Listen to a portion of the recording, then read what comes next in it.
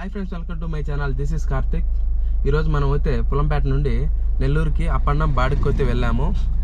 వెళ్తూ ఉండగా బాడికి పోయి వచ్చి రిటర్న్ అవుతూ ఉండగా ఇక్కడ చూడండి డాష్ బోర్డ్లో ఇది వచ్చేసి మీకు పార్కింగ్ సెన్సార్, ఇది వచ్చేసి ఇంజిన్ చెక్ లైట్ సెన్సార్. ఇది రావటం వల్ల మీ వెహికల్ ప్రాబ్లం ఉన్నట్టు అనమాట.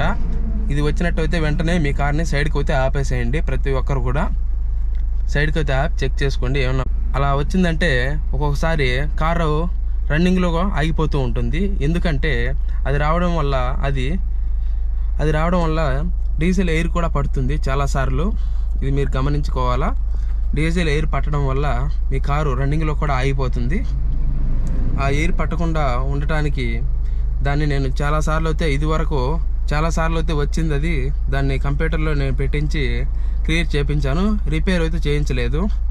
ఇప్పటికి పదోసారి అయితే వచ్చింది అనుకుంటాను దగ్గరగా. ఇక నాకైతే ఓపిక లేదు కంప్యూటర్లో పెట్టించడానికి. అందుకే నేను డైరెక్ట్గా దాన్ని ఈరోజు రిపేర్ అయితే చేయించాలనుకుంటున్నాను. ఎంత ఖర్చు అవుతుంది అనేసి మొత్తం అయితే మీకు ఈచ్ డీటెయిల్స్ అయితే అందిస్తాను నేను. అది రావటం వల్ల బండి రన్నింగ్లో ఆగిపోవడం వల్ల చాలా చిరాకు కూడా పుడుతుంది. ప్లీజ్ ఇటువంటి వాటిని వెంటనే అయితే రిపేర్ అయితే చేయించుకోండి. దీని కాస్ట్ ఎంత అవుతుందో కూడా నేను మీకు అప్డేట్ అయితే ఇస్తాను.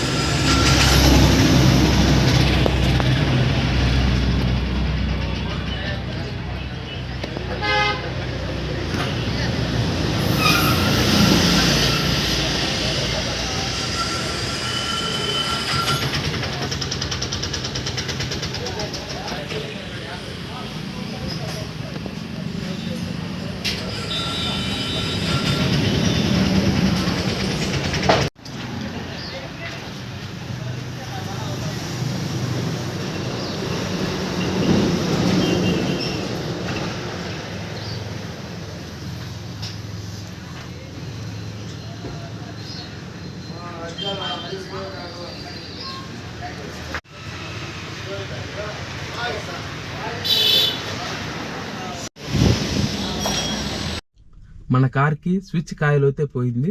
ఆ కాయిల్ని అయితే వేపించాను. అందువల్లే ప్రాబ్లం ఇంజిన్ చెక్ లైట్ అయితే వెలగడం అయితే జరిగింది.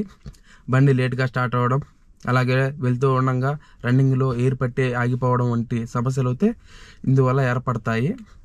సో ఇటువంటి సమస్య మీ కార్లకు కూడా వచ్చి ఉంటే వెంటనే మెకానిక్ని అయితే సంప్రదించి రిపేర్ అయితే చేయించుకోండి.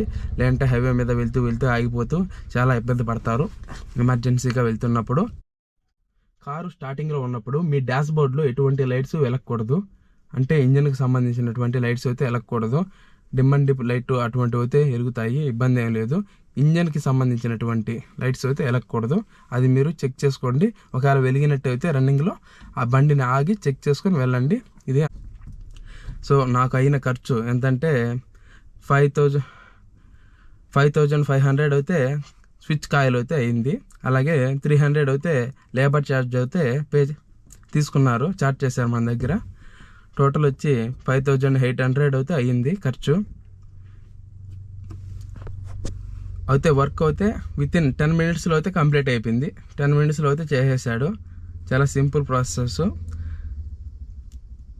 ఈ వీడియో మీ అందరికి నచ్చింది అనుకున్నాను. ఈ వీడియో కూడా మీకు నచ్చినట్టయితే లైక్ చేసి మన ఛానల్ సబ్స్క్రైబ్ అయితే చేయండి. This is Karthik and see in the next video.